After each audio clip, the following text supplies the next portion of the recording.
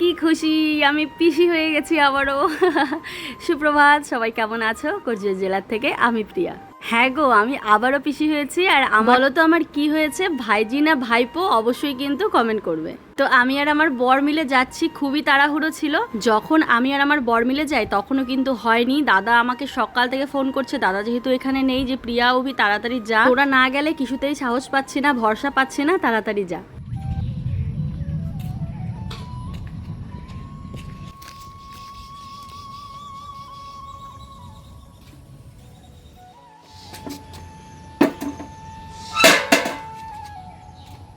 সকাল সকাল দেখো এদিকে জলের বোতল কতগুলো ভরে নিলাম। আসলে ফ্রিজে তো রাখা হয়, মা বলল বোতলগুলোকে ভরে নিয়ে আয়। আসলে আমাকে বলেনি, বলেছে আমার ভাইকে।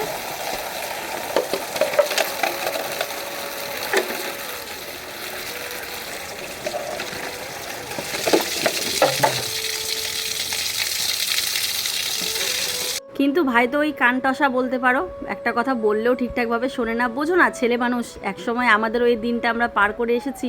আমাদের মধ্যে থাকে অনেক রকম খেলার চিন্তা, নানান ধরনের মানে অন্যরকম চিন্তা থাকে, তাই না? তো যাই হোক, ভাই যেহেতু ভালোভাবে শুনতে পাইনি, আমি কিন্তু তারপর ভাবলাম না, ভাইকে আর বলি না, আমি গিয়ে নিয়ে আসি। আসলে সত্যি কথা বলতে, আমার ভাইকে যদি মা বকা দেয় আমার খুব খারাপ লাগে, জানি না কেন। ওর প্রতি আমার একটা কি যে একটা টান, এমনটা নয় যে বোনের প্রতি নেই, বোনের প্রতি অবশ্যই রয়েছে, তবে ভাইয়ের প্রতি একটু বেশি। আর বন্ধুরা সবাই কেমন আছো? আশা করি ভালো আছো, সুস্থ আছো। কোচবিহার জেলার এই ছোট্ট গ্রাম থেকে আমি প্রিয়া, নতুন আরেকটি ভিডিওতে সবাইকে অনেক স্বাগত, অনেক ভালোবাসা। তো বৌদির তো মেয়ে হয়েছে, কালকে হসপিটালে গেছিলাম, তবে বাচ্চাটাকে দেখতে পাইনি। আসলে কোচবিহার মাতৃমাতা না ঢুকতেই দেয় না, কালকে টাইম ওভার হয়ে গেছিলো। কালকে যেতাম হলে নার্সিংহোমে, বৌদি সিরিয়াস ছিল বলে, তারপর দেখলাম না, যেতে যেতে হয়ে গেছে। তো যাই হোক, খুব ভালো খবর, আগে ছেলে পরে মেয়ে। সত্যি এরকম সুখবর কার, মানে এরকম কপাল কার হয়, তাই না? ছেলে মেয়ে দুটোই। তো যাই হোক, চলো আমি এখানে জল ভরে নিলাম। আর ওই যে পিসি দেখো কী দিচ্ছে, লটকা। লটকা কার গাছের? তোমার নতুন গাছ হয়েছে? কই গাছ আছে বাবা?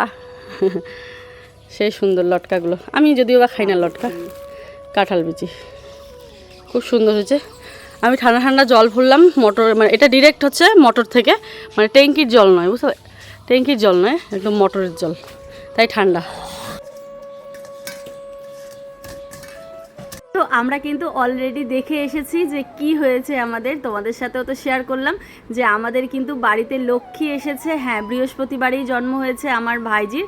আর নাম টাম সবই রাখা হয়েছে, মেষ রাশি হয়েছে, তো সরেও সরেয়া দিয়ে আমরা সবাই নাম রেখেছি। মানে মেষ রাশি সরেও সরেয়া, চ, চে, রস্যই, মানে যা যা অক্ষর পড়ে আর কি, তো সরেও সরেয়া দিয়ে রাখা হবে। এখনও পর্যন্ত আমি ভালোভাবে শুনিনি এক্স্যাক্ট নামটা, তবে একটু ঠিকঠাক করা হয়েছে, তোমাদেরকে অবশ্যই বলবো বৌদি বাড়িতে আসলে। আর খুব ইচ্ছে ছিল জানো তো আমার বৌদির, যে আমাদের হাতের স্বাদ খাবে। কিন্তু তোমরা তো জানো কিছুদিন আগে আমার এক ঠাকুমা মারা গেছে, মানে বাড়ির দিয়েই আমার বাবার জেঠি। আর এখানে আমি মাছটা ভাজা করছি, ও খাবে।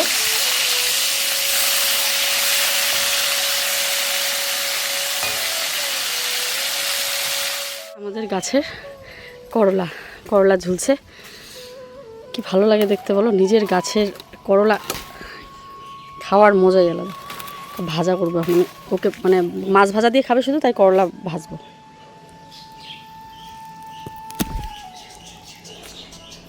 কালকে মা ভেজেছিল, ওই যে ওইখানে আরেকটা আছে। পাতলা পাতলা করে ভাজলে ভালো লাগে, মা একটু মোটা করে দিয়েছিল। এই দেখো কাঁকরোলগুলো, এটা ছোট আছে, এটা তাই ছিলাম না, এটা দিয়ে হয়ে যাবে। একটা বড় ভুল হলো, করলা বললাম, এটা হবে কাঁকরোল। আমি এই বিকেল সন্ধে কাঁকরোল করলা এইসবই ভুল বলি শুধু। দেখো কি সুন্দর গরম গরম ভাজা, পাতলা করে খেতে দারুণ লাগবে। তো এখানে দেখো মাছটাকে ভাজা করে নিলাম, এই যে দুটো মাছ। আর এবার এই যে তিতা করলাটা, সরি কি বলি, কাঁকরোল, কাঁকরোল, কাঁকরোলটাকে আমি কেটে নিয়েছি এমন করে।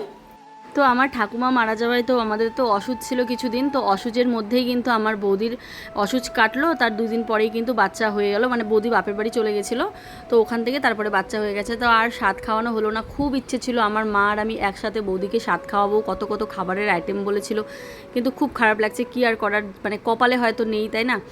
তো যাই হোক, আমি আবার একা খাওয়ানোর সাহস পাচ্ছিলাম না। আমার মনে হলো মা আর আমি একসাথেই খাওয়াই, হ্যাঁ একসাথে খাওয়ালে কি একটু মানে মারও মানে যেহেতু সময় ছিল না, তো দুটো দিন একসাথে, তো ভাবলাম একসাথেই খাওয়াই।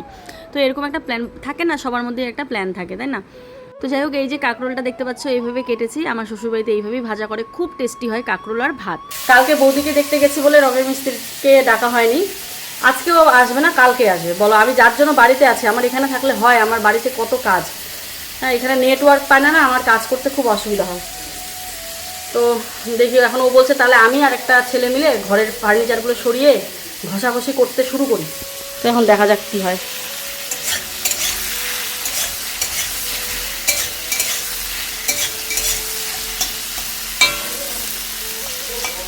আর ওইদিকে বৌদিকে দেখতে গিয়ে কিন্তু আমি কোনো ভিডিও করিনি, তো বাড়িতে আসলে করব। চলে আসলাম বাড়িতে, বাড়ি ঘরের অবস্থা জাস্ট দেখা যাচ্ছে না, বিশ্বাস করো। এসে আগে কাপড়গুলোকে মেলে দিলাম, যেই কাপড়গুলো আছে, আর ভাবলাম তো যাই হোক, বাপের বাড়িতে গেছিলাম যে একবারে কালার হবে, তারপরে আমি বাড়িতে আসবো আর কি, এরকম একটা ভেবেই গেছিলাম। কিন্তু সেটা আর হলো না। তার কারণ, অনেক কারণ আছে, মানে তোমাদেরকে কোন কারণটা প্রথমে বলবো সেটাই ভাবি। দেখো, প্রত্যেকবারই বাপের বাড়িতে আমি ভাবি যে আমি 1 সপ্তাহ থাকবো বা 3-4 দিন থাকবো, কিন্তু আমি কোনো দিনও থাকতে পারি না। আমার মানে সব কিছু থেকেই প্রেশার চলে আসে। যেমন মিশোর প্রোডাক্টগুলো দিদিভাইকে বলছিলাম রাখার কথা, তো এগুলো তো রাখতেই পারি, কিন্তু কিছু রিটার্নের থাকে, তো সেগুলো আবার ওই বাড়িতে যেতে চায় না। এত প্রোডাক্ট নিয়ে গেছি শ্যুট করার জন্য, সেগুলোকে রিটার্ন করতে হবে। তো তারপরে হচ্ছে আমার ব্র্যান্ডের শ্যুট, হঠাৎ করে ফোন করলো, প্রোডাক্ট পাঠিয়ে দিয়েছে, বললো আমাকে ব্র্যান্ড শ্যুটটা আজকের মধ্যেই লাগবে। তো বাড়িতে আমি মানে গিয়ে থাকতেই পারি না, সত্যি বলছি। তার মধ্যে সব থেকে বড় কথা নেটওয়ার্ক, একটা ভিডিও, আর এবার গিয়ে এত নেটওয়ার্কের কষ্ট হয়েছে, 50 টাকা করে এক্সট্রা ভরেছি, তারপরেও মানে 49 টাকা, তারপরেও কিন্তু কোনো নেট পাইনি, মোবাইল চলেই না। মানে 2 দিন কিন্তু আমি হয়তো একদিন ব্লগ দিইনি, তোমরা দেখলেই বুঝতে পারবে, মানে কিছুতেই নেট চলে না, কোনো আপডেটই আমি দিতে পারছিলাম না। তো ভাবলাম কি আর করার, নিজের বাড়িঘর ছেড়ে আর কোথায় থাকবো বলো। তো ভাবলাম চলো বাড়িতে গিয়ে আগে এই টিনের ঘরটাকেই পরিষ্কার করব ভালো করে, এখানেই থাকবো আর কি বাচ্চা কাচ্চা নিয়ে। কিন্তু এই ঘর তো দুপুরবেলাতে থাকাই যায় না, এত গরম, মাথার উপরে কোনো গাছ নেই, কিছু নেই। তাই কালকে রাতেই কিন্তু আমি চলে এসেছি অনেক কিছু ভেবে। যেহেতু একটা কাজের মধ্যে থাকি, হ্যাঁ যদিও বা আমি 2-3 দিন রেস্ট নিতেই পারতাম, কিন্তু ওই যে ব্র্যান্ডের সাথে যেহেতু কাজ করি, ওদের কাজ তো টাইম টু টাইম দিতে হয়, তাই না? তার জন্য আর হলো না, আমি ভাবলাম না থাক। তারপরে মিস্ত্রি আসছিল না, যেদিন দাদাদের দেখতে গেলাম ওই দিন মিস্ত্রি আসেনি, মানে ঘর রং করতে এখনও অনেক সময়, মানে ধরে নাও 1 সপ্তাহের মতন। তো আমি যদি 1 সপ্তাহ বাপের বাড়ি থাকি, আমার কাজ একদম চলে যাবে। কিন্তু ভেবেছি আমি 3-4 দিনে হয়ে যাবে, মিস্ত্রি দাদারাও বলেছিল, ওরাই 2 দিন আসেনি আর কি। তো 3-4 দিন তো আমি ভাবলাম কোনোভাবে বাচ্চাদের নিয়ে একটু ম্যানেজ করে নেব, কিন্তু যাই হোক সেটা আর সম্ভব হয়ে উঠলো না। তাই আমার পুচকিটাকেও কিন্তু আমি দেখে আসতে পারিনি। আমি হসপিটালে গেছিলাম, ওখানে বললামই তো, কি বলে মাতৃমাতে এত কড়া নিয়ম, লোকজন ঢুকতেই দেয় না। তো তা আমার আর দেখা হয়নি। 2বার বৌদিকে গিয়ে দেখে এসেছি, বৌদিকে গিয়ে চা বিস্কিট খাইয়ে দিয়ে এসেছি। ও যেটা বলছিলাম, প্রথমে যখন যাচ্ছি তখন তো পুরো সিরিয়াস বৌদি, দাদা বলছে তাড়াতাড়ি যা, বৌদির খুব কষ্ট হচ্ছে, তোরা গিয়ে নার্সিংহোমে ভর্তি কর। তো আমরা সেইভাবেই টাকা পয়সা কিন্তু জোগাড় করে গেছিলাম, কারণ নার্সিংহোম মানেই তো টাকার খেলা, তাই না? বৌদির খুব কষ্ট হচ্ছিল, তো তার জন্য আমি ভাবলাম না, গিয়ে যে করি হোক বৌদিকে আগে নার্সিংহোমে ভর্তি করব। তো ও মা গিয়ে জানো এমন মাতৃমাতে তারপরে কিছুতেই ঢুকতে দেবে না। আমার কাকিমা গেছে, প্রীতি গেছে, সবাই গেছে, ওরা বাইরে দাঁড়িয়েছিল, ওদেরকে কাউকে ঢুকতেই দিচ্ছিল না। তারপর আমার এত রাগ উঠেছে যে ভেতরে আমার পেশেন্ট এত সিরিয়াস, আমার পেশেন্টের যদি কিছু হয় কেউ কি দায় নেবে, এরকম করে বলছিলাম গেটের। আমি কিন্তু এইভাবে কারোর সাথে কথাই বলতে পারি না, কিন্তু সাহস করে বলছিলাম, কারণ আমার দাদা আমাকে বলছে যে বৌদির যে করে হোক তুই কি করবি কর, বৌদি খুব শরীর খারাপ, হ্যাঁ এরকম করে বলছিল। আর বৌদির মা একদম মাটিতে গড়াগড়ি করে কান্নাকাটি করছিল। তো তারপরে আমি অন্য কিছু না ভেবে আমি শুধু এটাই বলছিলাম, যে করে হোক বৌদিকে আমাকে হসপিটাল থেকে বার করে নার্সিংহোমে ভর্তি করতে হবে। আসলে হসপিটালে চট করে সিজারটা করে না, মানে টাইম নেয়। তো আমার খুব ভয় লাগছিল। তার মধ্যে বৌদির একটু মানে মধ্যরাত্রে আর কি একটু সমস্যা হচ্ছিল, জল ভেঙে গেছিলো। তো ওটার জন্য বাচ্চা যদি কিছু শুকনোয় পড়ে যায়, তার জন্য কিন্তু একটা টেনশন আমার কাজ করছিল খুব মাথার মধ্যে। তো যাই হোক, আমার মাথায় একটা খুব টেনশন হচ্ছিলো। আমি ভেবেই নিয়েছিলাম যে গিয়েই আমি আগে বৌদিকে হসপিটাল থেকে বার করে আমরা নার্সিংহোমে ভর্তি করবো, যেহেতু আমার দাদা নেই। দাদা থাকলে এতটা আমি টেনশন করতাম না। আমার পিসি তো ধরো তোমরা জানোই কীরকম, পিসি তো এগুলোতে ধারি, মানে একটু বোঝে কম পিসি আমার। তারপরে বৌদি বৌদির মা খুব মানে ইসে হয়ে যায় আর কি, কী বলবো, ভয় পায় আর কি। তো সব মিলিয়ে দাদা আমার উপরেই ভরসা করছিল, মানে আমাদের উপরে, আমার আর আমার বরের। তো বলে তোরা গেলেই সব ঠিক হবে। তো যেই খুশির খবরটা গিয়েই মানে অনেক কষ্ট করে গেটম্যানের সাথে অনেক তর্কাতর্কি, মানে কি আমি বলেছি আমাকে ঢুকতে দিতেই হবে, যে করি হোক আমার পেশেন্ট সিরিয়াস, মানে এইভাবে করে ওদের সাথে অনেক তর্কর মতন করতে হয়, তোমরা তো জানোই। করে যেই না ঢুকলাম হসপিটালের ভেতরে, দীপা ধর বলে চিৎকার করছেন মানে যারা অ্যানাউন্স করেন। আমি পুরো, আমার তখন খুব ভয় লাগছিল যে বৌদির কিছু হলো নাকি, বৌদির কি কোনো সমস্যা হলো নাকি, আমার খুব ভয় লাগছিল। ভয়ে যেই আমি মানে হসপিটালের দরজা অবধি পৌঁছালাম, গিয়ে দেখি আমাদের পুচকুশোনা হয়ে গেছে। আর বলছে যে ওখান থেকে নার্সরা বলছে যে হয়ে গেছে, তোমার বৌদির সাথে একটু কথা, মানে কে হও প্রথমে বললো, আমি বললাম যে ননদ হই। বলে বৌদির সাথে কথা বলে নাও, শোনো কি হয়েছে। তো বৌদির মুখেই শুনলাম, বৌদিকে জিজ্ঞাসা করলাম, মানে মাত্র বৌদির হয়েছে, মানে বৌদির ডেলিভারি রুম অবধি হয়নি, মানে যেখানে বৌদি বেডে ছিল সেখানেই হয়েছে, মানে খুব প্রবলেম হচ্ছিলো বৌদির আর কি। তো যাই হোক, বৌদির মুখে গিয়ে শুনি যে বলে আমার মেয়ে হয়েছে। আমি মানে কি খুশি, মানে তোমাদের কি বলবো। সাথে সাথে বৌদির সাথে কথা বলে, তখন তো সবে বৌদির হয়েছে, তো বৌদি একটু দুর্বল ছিল, কথা বলতে পারছিল না বলে আমি বেরিয়ে পড়লাম। তারপরে নর্মাল ডেলিভারি হয়েছে আমার বৌদির। তারপরে দাদাকে ফোন করলাম, দাদা যে কি খুশি, মানে দাদার এত টেনশন কাজ করছিল আগের দিন রাত্রের থেকে, মানে একটা মানুষ না থাকলে হয় না, বুঝতে পারছো। এবার তোমরা হয়তো অনেকেই ভাববে যে কেন আসতে পারলো না, কেন বাচ্চার ডেলিভারির সময় আসলো না, অনেকেই হয়তো ভাববে। দেখো, যার যার সমস্যা সেই জানে। হ্যাঁ, দাদা যেহেতু ওখানে এক লোকের আন্ডারে কাজ করে, মানে হোটেলে কাজ করে, তো ভালো পোস্টেই কাজ করে, তারপরেও যেহেতু অনেক ছুটি নিয়ে নিয়েছে, তো এবার আর ছুটি পাচ্ছিল না দাদা। তারপরেও আমার বৌদি দাদাকে সাহস দেয়, আছেই তো সবাই, তোমার না আসলেও হবে। যাই হোক, মানে দাদা বৌদিকে বুঝেছে, বৌদি দাদাকে বুঝেছে। মানে আমি হলে তো প্যানিক করে ফেলতাম যে না, তোমাকে আসতেই হবে, আমি তোমাকে যেরকম, আমি মানে ওকে ছাড়া আমি কিছু মনে হয় যেন মাঝে মাঝে আমার বর আমার অক্সিজেন, সত্যি বলছি। সব থেকে বড় কথা, আমি ভীষণ ভয় পাই, কিন্তু সেখানে আমার বৌদি অনেক সাহসিকতার পরিচয় দিয়েছে যে না, সবাই আছে, কোনো চিন্তা নেই, তুমি তোমার মতন এসো।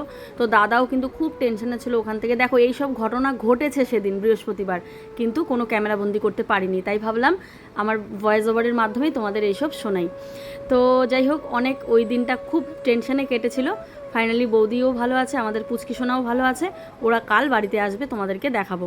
আর এইদিকে দেখো, আমি তো বাড়িতে এসেছি কালকে রাত্রে এসে বিছানাটা ঝেড়েছি, কোনো রকম, ঘর দুয়ার কিন্তু একদম নোংরা, বিছানাটা ঝেড়েছি কারণ বাচ্চাগুলো তো আছে, বুঝতে পারছো।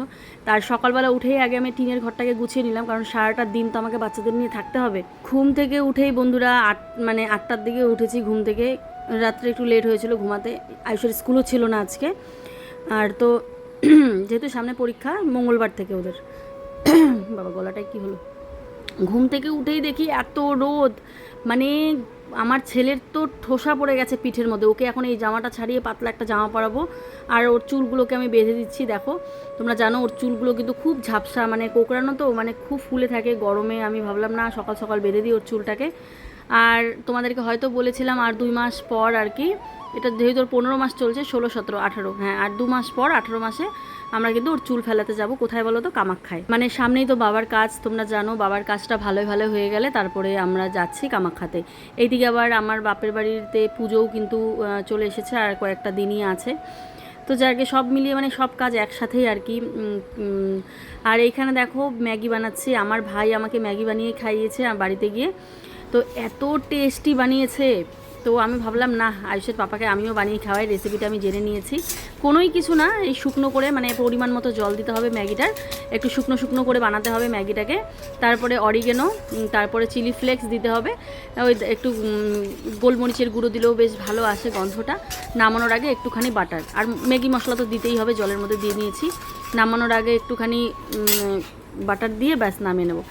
এত টেস্টি ম্যাগিটা, তোমরা বাড়িতে বানিয়ে খেও।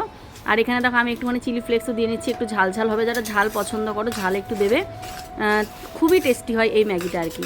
ছোটোবেলায় আমার এখনও মনে পড়ে, আমার যে বড়ো মামা আমাকে তখন ক্লাস, মাত্র ধরো কিছু বানাতে পারি এরকম একটা, যেমন কোন ক্লাসে পড়ি তখন মনে পড়ছে না, তবে আমি ম্যাগি বানাতে পারতাম।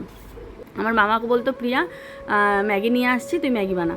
মানে আমি খুব শুকনো শুকনো করে ম্যাগি বানাতে পছন্দ করতাম, কিন্তু বিয়ের পরে ওই যে বর আমার শুকনো পছন্দ করে না, ওই ঝোল খেতে খেতে আমিও এখন ঝোল ম্যাগিই খাই। কিন্তু আজকে আমার বরকে আমি বানিয়ে খাওয়াবো, বর বলে এত টেস্ট, মানে সত্যি টেস্ট হয়েছিল। মানে ডিম ছাড়া আমার বর খায় না, তবে আজকে কিন্তু ডিম ছাড়াই খাবে, আর ডিম ছাড়াই নাকি এত টেস্টি হয়েছে। তো সকালের ব্রেকফাস্টে রয়েছে আমাদের ম্যাগি, আর চা বানিয়ে দিলাম দাদাটাকে। ভাতও রান্না করতে হবে, বাড়িতে তো কাজের অন্ধকার, এসেই রান্নাঘরের গ্যাস ট্যাসগুলো মুছে নিয়েছি সকালবেলায়, এসেই না মানে সকাল সকাল মুছে নিলাম। তবে রান্নাঘর কিন্তু ফ্লোর ঠোর সমস্ত কিছু ধুলো ধুলো, কারণ এই যে কাজ করছে, তো এত পরিষ্কার করেও লাভ নেই। আর ভাইকে থ্যাঙ্কস এত সুন্দর একটা রেসিপি দেওয়ার জন্য। সত্যি ম্যাগিটা খুব সুন্দর হয়েছিল খেতে। সবসময় তো খাই না, এই মাঝে মাঝে খেলে কিন্তু দেখবে বেশ ভালো লাগে, তাই না? চলে আসলো বরমশাই। তবে আজকে আমরা একটা দারুণ কিছু প্ল্যান করছি, অনেক দিন থেকেই করি, তবে আজকে সাকসেস হবে। পরের দিনের ভিডিওতে তোমরা বুঝতেই পারবে। হ্যাঁ, এই সেই মিষ্টি কুমড়ো, যাকে নিয়ে এতটা যুদ্ধ করেছি। মানে ও খালি বলে আমি ফেলে দেবো, আমি বলি না, ও বলে ফেলে দেবো, আমি বলি না। মানে ও মিষ্টি কুমড়ো পছন্দ করে না বলে আমাকেও খেতে দিবে না, ওর জন্য আমার আরও মিষ্টি কুমড়া খেতে হয় না। সবজির মধ্যে যদি আমার সব থেকে বেশি কিছু ভালো লাগে, মিষ্টি কুমড়ো, ঝিঙে, পটল, আলু, এই 4টা জিনিস আমার খুব ভালো লাগে। তার মধ্যে মিষ্টি কুমড়া দ্বিতীয় নাম্বারে তো রয়েইছে। হ্যাঁ, প্রথম নাম্বারে কাকে ফেলি সেটাই বুঝতে পারছি না, তবে ওই 1-2টোর মধ্যে পড়ে। মিষ্টি কুমড়াটা আমার খুবই ভালো লাগে, সেদ্ধ, ভাজা, ঘন্ট, লাবড়া বলো, যাই বলো না কেন সব ভালো লাগে গন্ধটা। কিন্তু আমার বরের একদম পছন্দ না, তাই আমি ওকে কিন্তু দিতে পারি না, রান্না করি না, একজনের জন্য ইচ্ছেও করে না। তাই দেখো এত বড় মিষ্টি কুমড়ো একা খাবো, তাই সব জায়দের দিয়ে খাবো। নন্দিনীর মা মিষ্টি কুমড়ো খায় না, মানে শরীর ব্যথা না কিছু সমস্যার জন্য মিষ্টি কুমড়োর ডগাও খায় না, তাই ওকে আর দিলাম না। এদিকে দীপিকা দি ভাই আর বনের মাকে দিতে যাচ্ছি, আর দেবরাজের মাকে ফোন করলাম, সবাইকেই ফোন করেছি, ফোন কেউই রিসিভ করছে না, তাই আমি একবারে গিয়ে দিয়ে আসছি আর। তো দেবরাজের মাকে ফোন করেছিলাম, তো পরে দিদিভাই এসেছিলো আর কি, ওদের বাড়িটা একটু দূরে, তো তাই আমি ভাবলাম বিকালেই দিয়ে আসি। আমি তো ভাত বসিয়ে দিয়ে দিচ্ছি, এদের বাড়িগুলো আমার বাড়ির কাছে আর কি, তাই এদেরকে দিয়ে আমি রান্নাবান্নাগুলো সারছিলাম। তো যাই হোক, এখানে দিদিভাইকে বললাম কি করে, ওই যে বাচ্চা দুটো খেলা করছে, যা গরম পড়েছে আমাদের এখানে, মানে সব জায়গাতেই। আয়ুষের বাবা কিছুতেই মিষ্টি কুমড়ো খাবে না, তবে আমার গাছে এত সুন্দর মিষ্টি কুমড়ো হয়েছে, আমি তো বানিয়ে খাবো, প্লাস ওকেও খাওয়াবো। কি করে খাওয়াবো, ওর কিন্তু কাঁঠালের বীজ পছন্দ, শুটকি মাছ খুব পছন্দ, তাই ভাবলাম আজকে কাঁঠালের বীজ আর শুটকি মাছ দিয়েই এই মিষ্টি কুমড়াটা আমি বানাবো, আর সেটা দেখবো ও খাই কিনা। খাবে অবশ্যই, কারণ আগের বছর আমি এইভাবে বানিয়ে দিয়েছিলাম, ওর মনে নেই, তখন বলছিল বা আজকের মিষ্টি কুমড়া তো একদম অন্যরকম লাগছে। তো ওটাই আমার মাথায় আসলো যে না, মিষ্টি কুমড়ো খাবে না। আজকের মিষ্টি কুমড়াটা তো বললামই কীভাবে রান্না করছি। তেলের মধ্যে একটুখানি কালো জিরা ফোড়ন দিতে পারো, কিন্তু আমার কাছে ছিল না, তাই আমি ফোড়নটা দিইনি। এই তো রসুন আর লঙ্কা থেতো করে দিয়ে পেঁয়াজ কুচিটাও দিয়ে দিয়েছি।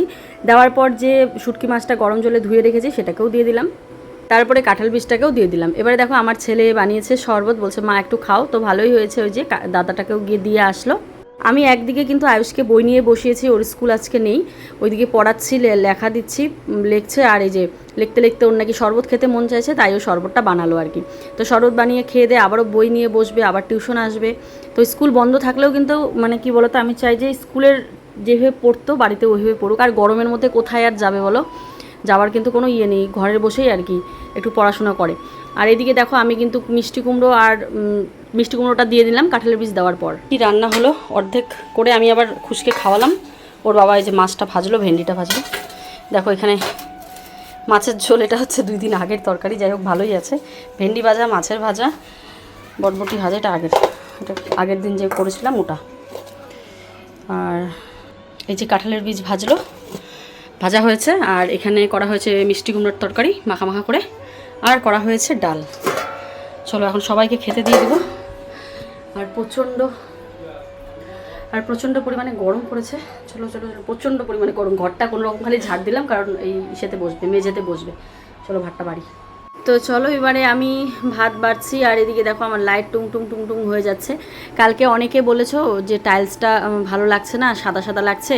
তো দেখো এটার উপর কিন্তু ডেকোরেশন অবশ্যই হবে, অনেক কিছু পাওয়া যায়, আমরা অর্ডার করেছি, ওগুলো লাগালে পরে হয়তো ভালো লাগবে। তোমরা দেখো, এখনও পর্যন্ত যেহেতু কাজটা কমপ্লিট করতে পারিনি, কমপ্লিট করার পর আশা রাখছি যে তোমাদের ভালো লাগবে। তো এখানে দেখো ভেন্ডি ভাজা, আর দাদাটাকে কিন্তু কালকের কোনো তরকারি দেবো না, ভেন্ডি ভাজা, লেবু, আর দিলাম হচ্ছে ওই কাঁঠালের বীজ, মিষ্টি কুমড়ো ঘন্টটা দেবো, আর ডাল দিয়ে দাদাকে দেবো, আর মাছের ভাজা দেবো। আর আয়ুষের বাবা ভেন্ডি ভাজাটা, বরবটি ভাজাটা খাবে, যেটা কালকের, আর আমি মাছের তরকারিটা খাবো।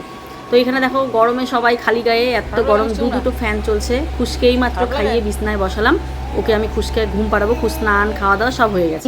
ওই পাশটা তো পুরোটাই নোংরা, মোটামুটি ঝাড় দিলাম, মোছা তো কোনোভাবেই সম্ভব না, কেননা কালকে এই ঘরের সমস্ত কিছু ওলট পালট হবে। আমি তারপরেও ঘর মানে যা আছে সব কিছু ওলটপালট হবে, তাও ঘরের ফার্নিচার সব উল্টাপাল্টা করবে। আজকে না, যে আজকে দেখো পুট্টি করা হয়েছে, দেখো আজকে কত দারুণ লাগছে, সাদা একদম ওয়ালটা ফকফকা। আর এক কোট হবে, মানে এটা এক কোট হয়েছে, আরও এক কোট হবে। দেখো কি ভালো লাগছে, পুরো বারান্দাটাই পুট্টি করা হয়েছে, আরেকবার করে করবে। আর এই জায়গাটা তো আমি তোমাদের বলেছিলাম প্রথম যখন ঘর করেছিলাম, এখানে আমি ফুলের টব রাখবো বলে, কিন্তু এত নোংরা হয়েছিল জায়গাটা। নোংরা বলতে গেলে এইটা রাখি দেয় ওটা, কিন্তু এখন যে পরিষ্কার করা হয়েছে আর এটা ধরাই হবে না। এখানে শুধু ফুলের গাছই থাকবে, সব ইনডোর প্ল্যান্টগুলো এখানে আমি সাজাবো। আমার ইচ্ছা আছে নিচেও রাখবো আর উপরেও রাখবো, এই পাশটা তো রাখার ইচ্ছা আছে। তবে এই পাশে একটা আমার সুর এক রাখার ইচ্ছা আছে, দেখা যাক, মানে সোফা কাম যে সুর একগুলো হয় না, ভালো লাগবে দেখতে, দেখা যাক কি হয়। কিন্তু এই জায়গাটা নোংরা করতে আমি দিচ্ছি না, দেবো না।